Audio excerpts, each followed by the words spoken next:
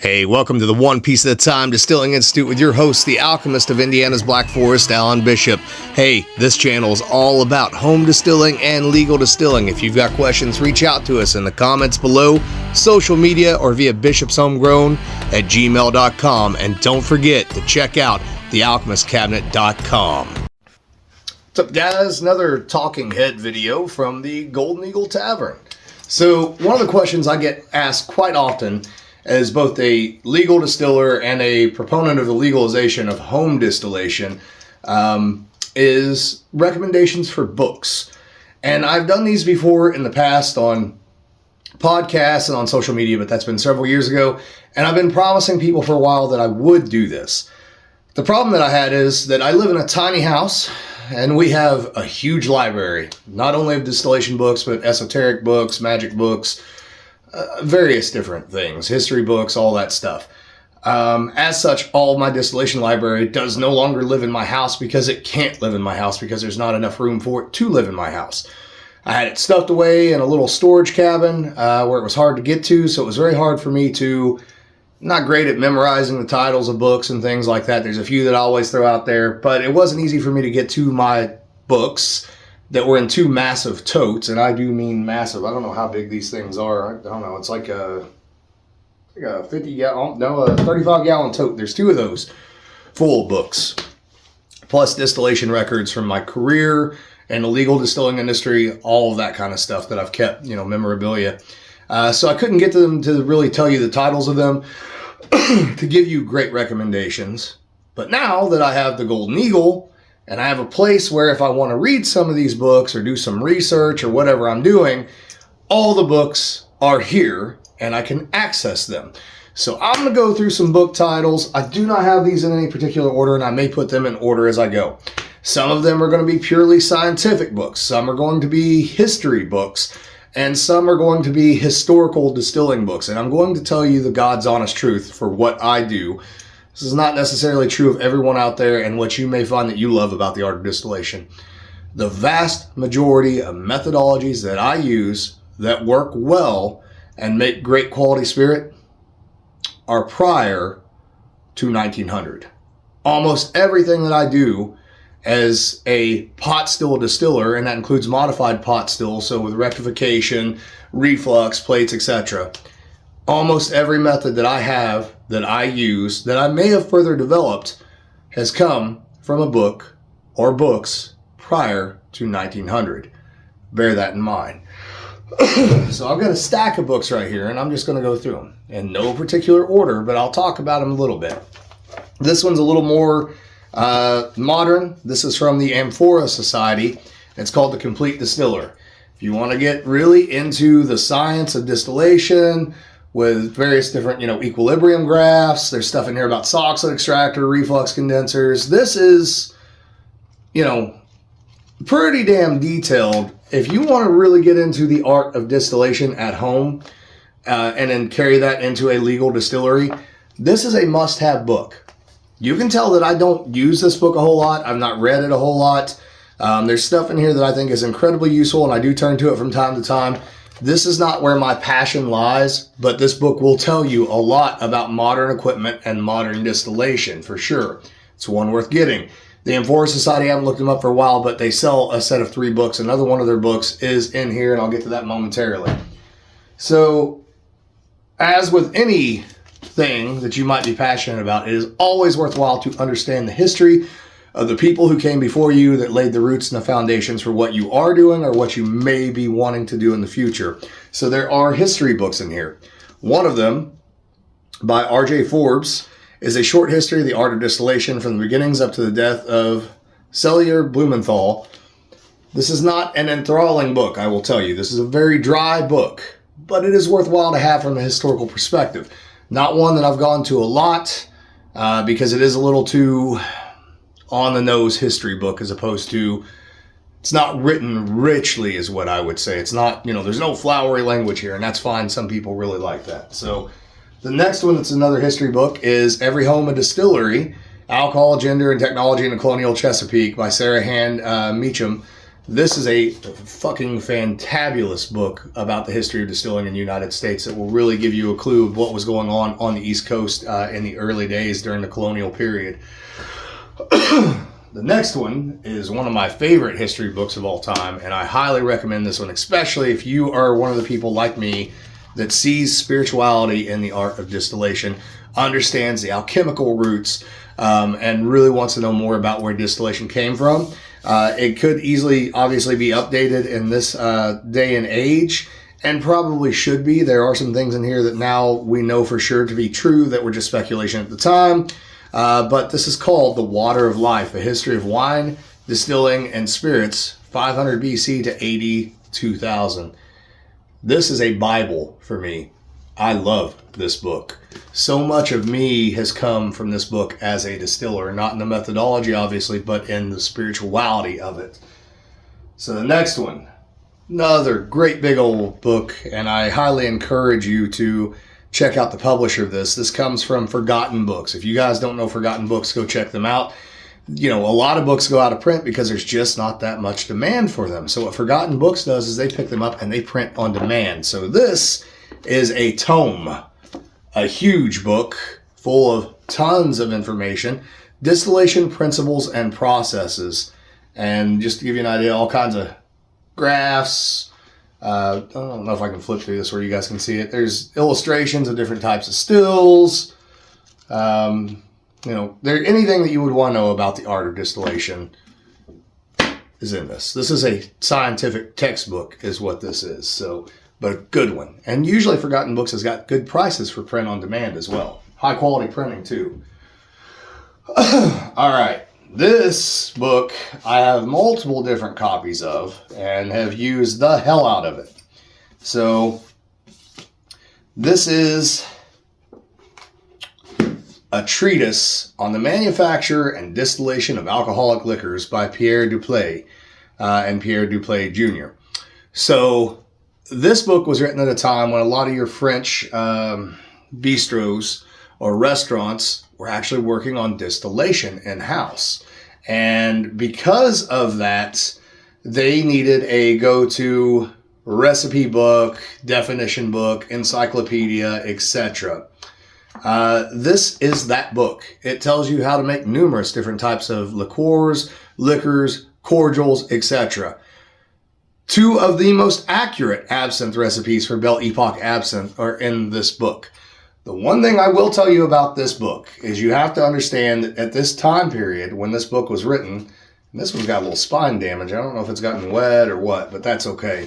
The thing about this book is at this time period, there were still a lot of,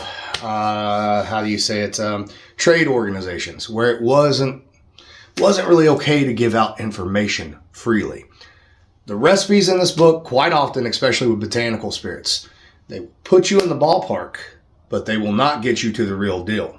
And that is very true of the absinthe recipes. I know of a commercial absinthe out there that uses the recipe from this book, and it's an okay absinthe, but it is not a true Belle Epoque because this only gets you in the ballpark. It only gets you close. It doesn't get you exact. And that's the point of pursuing the art of distillation. All right, this is another one.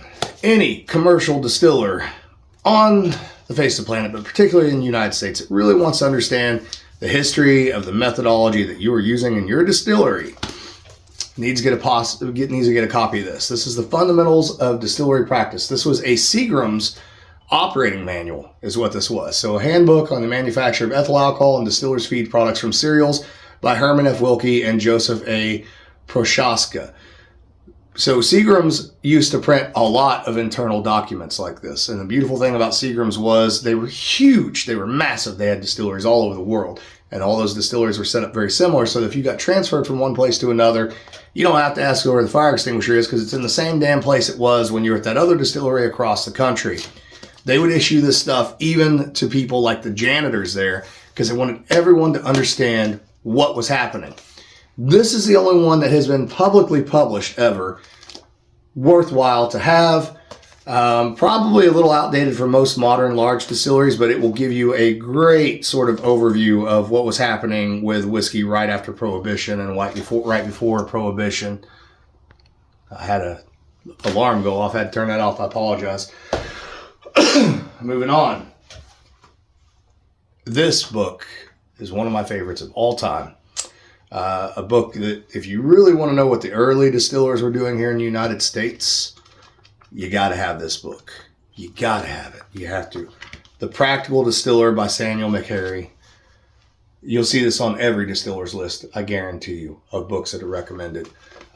You can set up a distillery based, an early 1800s distillery based off the information in this book. Excuse me, guys. I still coughing, still got the cold stuff going on. I do apologize. Another one from the same time period, The Distiller by Harrison Hall, even more detailed than the Practical Distiller that we just looked at. This book has been used to set up distilleries of that time period and is probably the best general overview that a farmer distiller would have had in the early 1800s, without a doubt. Another one that I guarantee you is on pretty much every distiller's list.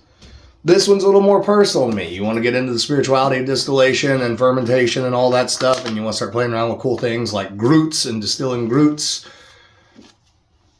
Sacred and Herbal Healing Beers. We've talked about this one before. Very worthwhile to have. Another one of my Bibles, as it were. All right, back to the Amphora Society. This book right here is just packed full of crazy, beautiful, detailed information about the distillation of botanical spirits, essentially. So this is Cordial Waters, and it is a collection of old school English distilling recipes, but also recipes from around the world, including crazy botanical recipes. There's some absinthe stuff in here as well. There's rum, there's whiskey. If you can imagine it, brandies, it's all in here. And the botanical spirits alone, a person could spend years just working through the botanical spirits that are listed in this particular guide. So another part of the Amphora Society. This was a $25 book, and it is worth every single penny. Moving on, another early book here, early 1800s, that is just absolutely beautiful, that I have used for many, many times for making very early distillation clones. So this is, and I'll read the back of it to you in a moment. So Sabin America, printed editions, 1500 to 1926, The American Distiller, or the Theory and Practice of Distilling according to the latest discoveries and improvements, including the most improved methods of constructing stills and of rectification, by Michael Kraft. Let that name sink in, if you would. So the back of this says, based on Joseph Sabin's famed bibliography, Bibliotheca Americana, Sabin Americana, 1500-1926, a collection of books, pamphlets, serials, and other works about the Americas from the time of their discovery to the early 1900s, blah, blah, blah. So, of course, this basically goes into, all that early distillation stuff that we talked about with those other two books. I've personally used the pumpkin distilling recipe in here, and by pumpkin they mean winter squash. There's a number of other things I've done from here, a couple different liqueurs and things of that nature. The nice thing about this one is it's not an incredibly long book. It looks thick, but it's because the text is massive, which I love. It's great when you're actually working around a still, and you look at something like the Practical Distiller or Cordial Waters, and if it's over here, you're going, what the fuck does that? What does that say? What's going on? So, all right. The next two, yes, I'm not going to lie, these are biased, and they are available right now from www.thealchemistcabinet.com. One Piece at a Time Distilling Institute, Alchemist Cabinet Philosophy Volume 1. So this is kind of autobiographical. It tells some stories, but it also gives a lot of my early distillation methodology from the age of 16 basically up to the age of 27, 28, somewhere in there. It's a great book to have if you want, your beer math recipes, your chaptalization recipes, all that kind of stuff. That's all in here, and a book that I'm very proud of. There's also The Alchemist Cabinet Volume 2, The Black Forest Method. This just came out last year. This one gets really into, you know, a little bit more of the very particular recipes and high strangeness and weirdness, and has a lot of pictures from, you know, a lot of the old distilleries here in southern Indiana and all that stuff. You can order these. We have them printed from Amazon. They come to us, we sign them, we send them back to you. They are available now. Again, thealchemistcabinet.com. Every dollar of this helps literally keep this channel going, but also feed my family. I'm not gonna lie. All right, let's see what's next. All right, so this is another version of the Duplay book. So it's basically the same book, but a larger format. Pretty much everything's the same. It just wasn't. It's a treatise on the manufacture and distillation of alcoholic liquors by P. Duplay, translated by M. McKinney. Facsimile, the 1871 edition. Most important 19th century distilling guide, and the Bible of absinthe distillation. Bam! There it is. Big old heavy duty book. So, what you gotta love. All right. So, another classic reprint from Forgotten Books. So, the De Brevins, Manufacture of Liqueur and Preserves. This is a great book about early distillation with great woodcuts in it. Check this out. So, here's some awesome woodcuts for you. This book has got so much information in it. Early information, including illustrations of how the stills were set up, the kind of moorings that they were placed into, early methodology, recipes. I think there's even, if I remember right, there's even some like wine recipes and stuff in here as well. Brandied fruits. Yeah, if you can imagine it, it's in here. Very worthwhile book to have from Forgotten Books. So make sure you check out Forgotten Books. And for the completist, which I am, there should be one more in here. It's in my truck, and I'll have to run and grab it real quick, but that won't take me but just a second. So, The Art of Distillation. This is from the Rams Library of Alchemy, Volume 15, by John French. This is an early book, as much about spiritual and practical alchemy as it is about alcohol distillation. Again, another one that I would not and could not ever do without, that I absolutely love. Very worthwhile. The other book is The Distiller of London, which was originally written in a code because, again, that information was protected from outsiders or the uninitiated to the art of distillation. There is a new version of it out now that you can buy that has been decoded, and there are a lot of recipes in there. And a lot of great historical information about what was happening in London when the Distillers Guild was put together. And I do highly recommend it. It is very worthwhile. So, all right, guys, there's my book, my list of book illustration. There's my list of books that I recommend for distillers, new or old. There's other stuff. I have a ton of books, like I said. I've got, the original Popcorn Sutton book, all that stuff. There's all kinds of stuff out there, but this is a list of ones that I think that you guys probably need and that you'll enjoy. So, all right, y'all. Love you. Catch you later.